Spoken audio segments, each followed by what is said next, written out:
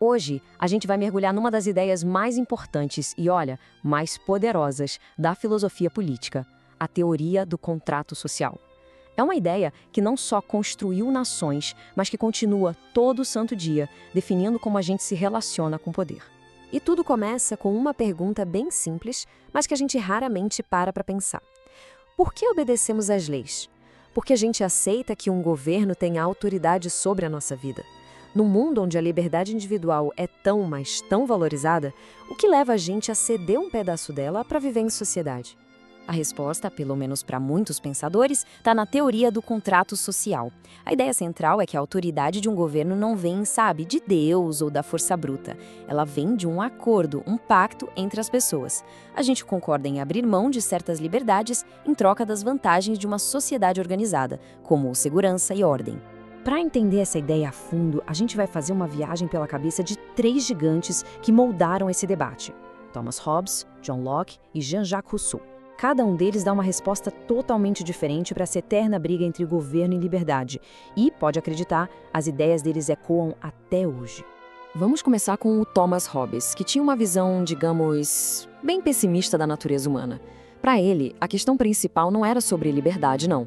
Era sobre sobrevivência. Pura e simples.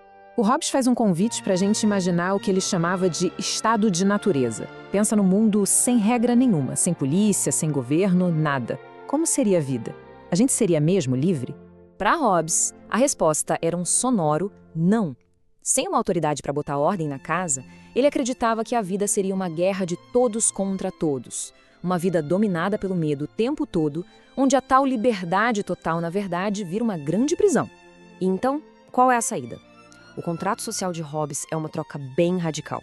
As pessoas, por puro interesse próprio, por quererem sobreviver, concordam em ceder toda a sua liberdade para um governante com poder absoluto, o Leviatã. E, em troca, esse governante garante a paz e a segurança. É um eco que a gente ouve até hoje nos debates sobre vigilância do Estado versus segurança pública, né?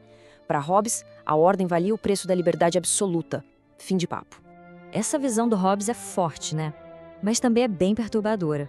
E isso nos leva direto para o nosso próximo pensador, John Locke, que chegou com uma perspectiva bem diferente e bem mais otimista. O Locke olhou para a solução do Hobbes e fez a pergunta crucial. Tá, a ordem é importante, mas a que custo? E os nossos direitos fundamentais como seres humanos, como ficam? Um governo com poder absoluto não seria, na verdade, uma ameaça ainda maior?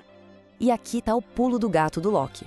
Ele dizia que mesmo lá no estado de natureza, a gente não é uma folha em branco. Nós nascemos com direitos naturais que ninguém pode tirar, que vêm da natureza ou de Deus. O direito à vida, à liberdade e à propriedade. Olha só a diferença fundamental. Para Locke, o objetivo do governo não é criar ordem do nada, mas sim proteger os direitos que a gente já tem. A gente cria um governo para ele agir como um juiz imparcial. E o ponto mais importante é este: se o governo falha, se ele vira uma tirania, o povo tem o direito de se rebelar. Essa ideia, gente, é a sementinha de muitas democracias que existem hoje. Bom, já vimos a ordem do Hobbes e os direitos do Locke. Agora vamos para o nosso terceiro pensador, Jean-Jacques Rousseau, que chega para virar a mesa e apresentar uma visão totalmente diferente do que é ser livre em sociedade. Rousseau já começa sua obra mais famosa com essa frase de impacto. Ele via a sociedade moderna não como algo que protege a liberdade, mas que a corrompe. Ele achava que a propriedade privada e as instituições sociais criavam desigualdade e nos afastavam da nossa verdadeira natureza. Então, como a gente pode ser livre e, ao mesmo tempo, viver junto? A solução do Rousseau é a tal da vontade geral. A ideia é que os cidadãos não devem se submeter a um rei ou a um parlamento, mas a si mesmos, como um grupo. Quando nos unimos, nós criamos uma vontade geral que busca o que é melhor para todo mundo. E aqui vem a parte mais legal, que é quase um paradoxo. Ao obedecer essa vontade geral, a gente não está perdendo liberdade. Pelo contrário, a gente alcança uma liberdade maior, uma liberdade cívica, porque estamos obedecendo a uma lei que nós mesmos ajudamos a criar.